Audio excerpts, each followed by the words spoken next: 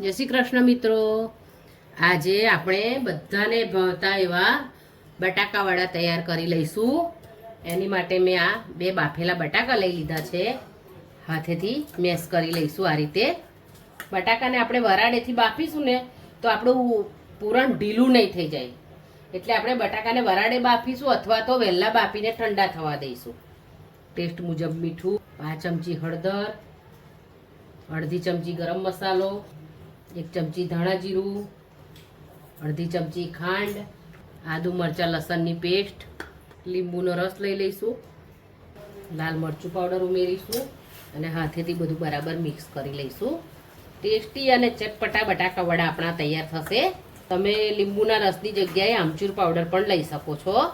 આપણું બટાકા વડાનું મિશ્રણ તૈયાર થઈ ગયું છે. આપણે હવે સરસ નાના નાના ગોળા આ રીતે વાળી લઈશું. આપણે બધા જ ગોળાને આ રીતે તૈયાર કરી લઈશું. આપણે ખીરું તૈયાર કરી લઈશું. આપણે બેસન ચાળીને લઈ લઈશું. ટેસ્ટ મુજબ મીઠું ઉમેરીશું, લાલ મરચું પાવડર ઉમેરીશું, ધાણા જીરું ઉમેરીશું અને પાણી ઉમેરીશું. બેટર તૈયાર કરી લઈશું.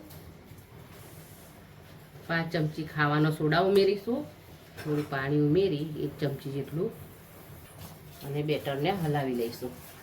બટાકા વડાને આપણે મિશ્રણમાં ડીપ કરી લઈશું. વડાને તળી લઈશું. વડા તળાય ત્યાં સુધી તમે ક્યાંથી જુઓ છો અને કઈ વાનગી તમારે ત્યાં ફેમસ છે મને જરૂર જણાવો. વડાને પલટાવી લઈશું. દરેક ગુજરાતીને બટાકા વડા તો ભાવતા જ હોય છે, પણ કોને ભાવે છે અને કોને નથી ભાવતા એ મને જરૂર જણાવજો. અમે બટાકા વડા કહીએ છીએ, તમે શું કહો છો એ જરૂર જણાવજો. બટાકા વડા તળાઈ ગયા છે. આપણે એને પ્લેટમાં લઈ લઈશું. ચોમાસાના વરસાદમાં કે શિયાળાની ઠંડીમાં દરેકને ખાવાનું મન થઈ જાય એવા ચટપટા અને ટેસ્ટી ગરમા ગરમ બટાકાવાળા તૈયાર થઈ ગયા છે. મેં આને કેચઅપ અને લીલા મરચાં સાથે સર્વ કર્યા છે. તમે એને ભજીયાની ચટણી સાથે પણ લઈ શકો છો. તમે જોઈ શકો છો કેવા સરસ બન્યા છે. જો સરસ બન્યા છે ને, જોતાં જ ખાવાનું મન થઈ જાય એવા. તમને મારી બટાકાવાળા બનાવવાની રીત ગમી હોય તો તમે મને કોમેન્ટ કરીને જરૂર જણાવજો અને તમારા મિત્રો અને પરિવાર સાથે શેર કરજો.